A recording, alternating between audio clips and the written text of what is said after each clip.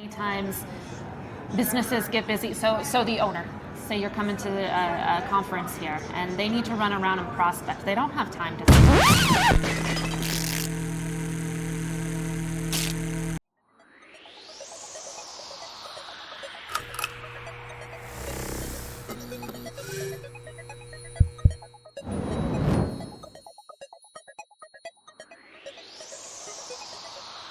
Welcome everyone, live on location at the Channel Partners MSP Summit here in Las Vegas, Nevada.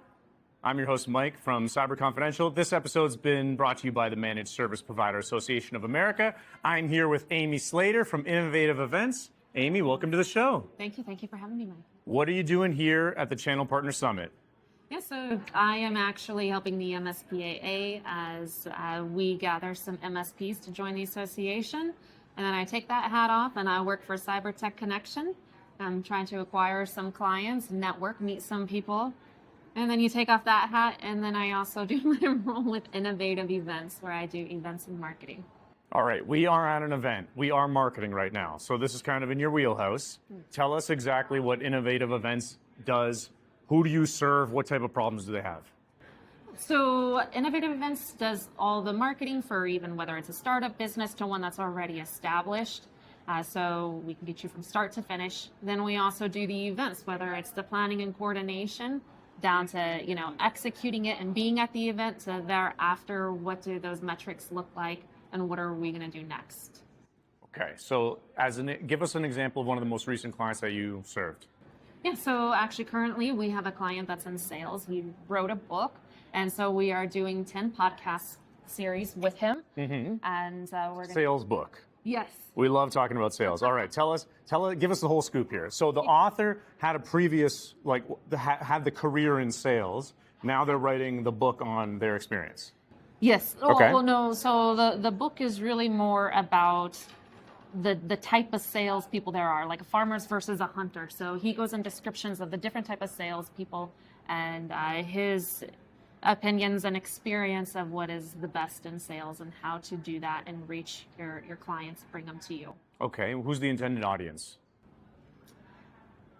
In sales, you can almost hit anybody. What industry was the author in? We haven't gotten that far into there. I still have more that I'm learning from him. We haven't started our podcast yet, but those are things I'm learning with him. So you're planning the promotional campaigns for the upcoming book launch. So he's already launched his book. Excellent. So now at this point, he's actually creating some educational packets with that as well. And once those are completed with another company he's working with, we will then tie that in with the book and then the podcast. So we're still in the very beginning stages of it for him, mm-hmm. As well as my learning of what he does. And you're coaching the author through the process of producing and delivering the podcast. Right. Yeah, okay. And what drew you to using the podcast as a promotional campaign for promoting the book?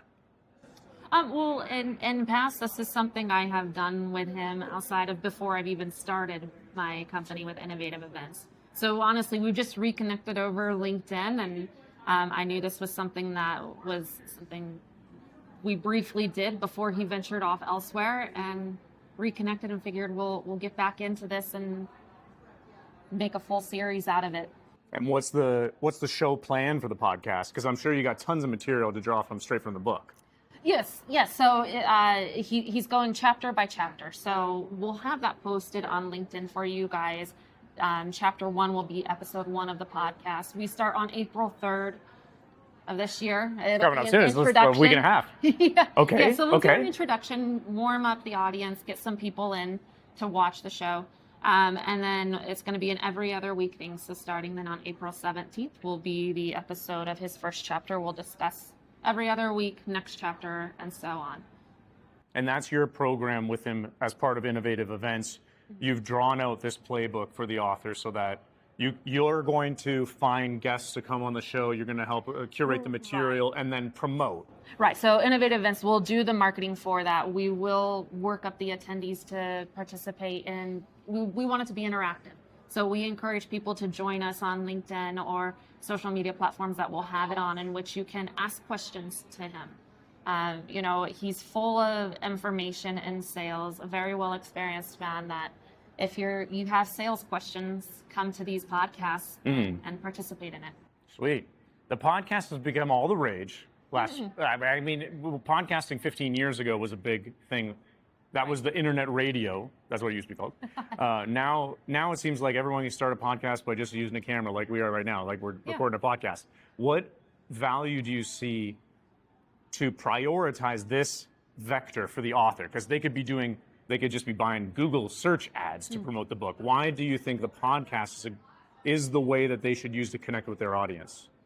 Well, I think it's great because some people may not be able to make it to an event. They may not be within the location. So this is going to catch a bigger audience of people around the world, to hear his message and learn from him. I think it carries further than if you do, say, a lunch or learn. You get your 10 to 15 people who come in, but when you start doing things online or recording them and sharing them on your social platforms, you get a further outreach with that. Right. And you get reusable content because you're recording and you're touching people's brains in different ways, because some people like listening, some people like watching, some people like reading. Are you going to be chopping up the long form podcast and then posting it for them on LinkedIn and their Facebook pages? Definitely. Yeah. Definitely. And what are the channels that work for this type of like B2B campaign? Facebook, Instagram, TikTok. Is TikTok within your scope or mostly LinkedIn? LinkedIn has been my biggest one for innovative events, but within each different industry, that changes, right? I have K4CO Radio that I partner with, and their biggest channel is Instagram and Facebook. So it's really going to be seeing which industry that ties in better. And for him, I would say LinkedIn is going to be a big one, YouTube and Facebook. I don't really use TikTok. Not to say that won't happen in the near future, but we utilize the YouTube, LinkedIn, Facebook. For the MSPs listening, you're probably tickling some of their curiosity on whether they should be thinking about video content or a podcast as a way for them to reach out to more of their prospects. What's your take on that? No, definitely. And especially when you come into these events, these conferences, you're seeing all these different media groups and those such as yourself who are out here doing these podcasts, right? I was just walking down the escalator there and I ran into someone else who was on their camera doing it themselves. It's a huge outreach to a much larger community when you can get online. Right. I find like when you tell someone that you have a podcast, they immediately assign a lot of credibility to you because they think, wow, that's a big deal. Yeah. The reality for those of us here on this secretive call is to have a podcast, you really just need to record like 15 seconds of anything and then say it's a podcast episode. Because that's how I started with this Cyber Confidential podcast. I was just recording videos myself. Right. And instead of saying that I'm posting videos on YouTube or LinkedIn, I said, this is a podcast episode. And then all of a sudden people started saying, oh, I heard about your podcast. And it just sort of snowballs the credibility. So the empowering thing to the MSP hearing this and thinking, I don't have time to start a podcast. Well, if you record one video, that's podcast episode number 1. Right. Well, and it could be a short blurb, some good information that then later down the road you can, throw on your social platforms to say, hey, come and connect with me on a podcast that's maybe an hour long. And you can divulge further into the conversation of whatever information was being shared in that short blurb. Yeah. So it's an open door. It catches people's interest. Now draw them in and do something longer that you're teaching them to benefit their business. All right, let's keep pulling on this thread. Let's brainstorm. What would you recommend to a small MSP listening to this? The quick start guide for starting their podcast and what the objective should be for them. Give us the lowest minimum viable product and what they could consider to be success to make a difference for their marketing. Yeah, I would be jumping onto LinkedIn. You got your followers. I think it's 150 you need to have before then you can start activating it live. LinkedIn live events, yep. Yeah. So get your followers up to the 150. And then after at that point, it really, you can start doing some videos yourself at home, even short clips. Start coming to these events and pull out even your iPhone. You start with your phone. Start with your phone. We have like $2,000 worth of camera equipment here because we like wasting money. You can definitely do it on your phone. Yes, Okay. exactly. You don't Start on the need no phone. savvy tech. Earn the make it right to happen. waste money on cameras by posting videos from your phone, honestly.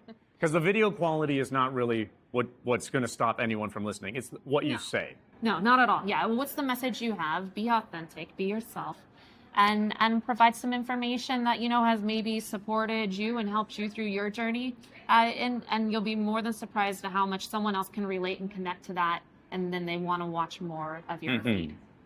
What I've been recommending to people, and we'll get your take on this, is that easy podcast material is to call one of your clients, invite them to your podcast. They're going to think it's cool that you have a podcast. Everyone thinks it's cool when they get invited to your podcast, even if it's episode number 1. Right. Okay, so call an existing client, ask them to come on the show, 10-minute video, like 10-minute Zoom recording as the podcast, and you get them to talk about like what's stressing them out at work, about their business, nothing about technology or your MSP. That's a great podcast because it will attract more people like them. Right. And those prospects, like the other accountants or lawyers that you're talking to, will think that you know about their lives because one of their peers is telling your podcast about their life. That's my starter kit. Yeah. No, I agree. Over Zoom. Again, it's relatable, and when they see something, they're like, "Oh, I've been in that same situation. What did they do? What was their solution? What were their tactics and strategies?" So provide that. Share. And then Network. the technical aspect of what you're saying with the LinkedIn Lives. On LinkedIn, you can post video posts. That's everyone's probably aware of. There's a special vehicle called LinkedIn Live Events, which you could stream live. Those people watching this live, you're watching this live, it's being streamed. We're here in Las Vegas, streamed live to LinkedIn. Right. You can also stream pre-recorded videos through a LinkedIn Live event. Yes. That's how I do some of my podcast episodes because I'm not always there live. But the benefit there is LinkedIn promotes it more. It gives you more reach through your first connections. So if you're recording videos and want to do it as like episode number 7, pre-record it over Zoom, and then program it in LinkedIn Live and say, this is going to be scheduled to be posted 7 p.m. on Monday, and then it'll come out as the episode. It gives it a little bit more formality, which makes people think, oh, okay, I got to tune into the episode. Boom, there's the quick start kit to creating a podcast from scratch. Zoom or Teams call, existing client, ask them to just dish about the things going on in their job. That's an episode. Definitely, that's perfect. Okay, so podcasts we covered. What other type of engagements do you have with your clients for innovative events? Yeah, so actually event hosting. And I will be working with K4CO Radio. We're looking at the Palooza Festival coming up this summer in Colorado. And so there's opportunities there being in person and meeting people. So we like to help be the face of your company if you're needing that. Many times businesses get busy. So the owner, say you're coming to a conference here and they need to run around and prospect. They don't have time to set up their booth. They don't have time to deal with the vendors who didn't do their balloons right, or the after event dinners and setup. That's something that we take care of with innovative events. So we give you that peace of mind that everything else in operational is running because we're taking care of that for you, running your booth while you can run around and prospect and gain your clients.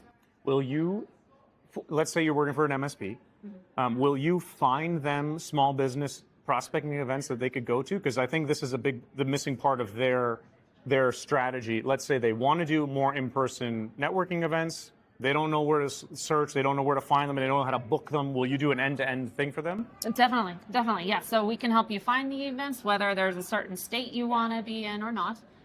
We'll provide you different options as well as different budget ranges. And then we do everything from the planning and coordination in the back side of it, whether that's the accommodations, all the travel, the vendors that you're going to need to set things up. What about all the shipment? You got all your stuff that you need to ship to this event. So we take care of all those forefront things. Then coming into the events, we can also take care of getting everything set up, the registration, getting your booth looking as you would like that. We make our recommendations. It's a team collaboration. I'm not going to just throw your stuff up and say this is it. So we'll work together, getting your booth set up. I'll help run that with you. And then at the end, we'll take a look at those metrics. How well did we do? Did we get enough consults? Did we get, any new clients? Because that's what it's all about, is meeting new Right. people. Right. And, we've had some successful ones where I worked with an MSP and coming to a conference, we ended up landing a client with 200 endpoints. So that was a huge success for us. You got to be disciplined to get lucky. Sometimes you get lucky, but you got to be there at the event, shaking hands and talking to people in order to get lucky. Yes. Beautiful. All right, Amy Slater from Innovative Events, thanks for joining us live here at the Channel Partner Summit in Las Vegas, Nevada, brought to you by the Managed Service Provider Association of America, where we just broke down 2 great ways to get out there and meet new prospects, start your own podcast, Zoom calls, and LinkedIn Live events, and book little in-person networking events where you can meet new people and get new deals. Amy, thanks for being on the show. Thank you for having me. Enjoyed this episode? Hit like, drop a comment, and subscribe.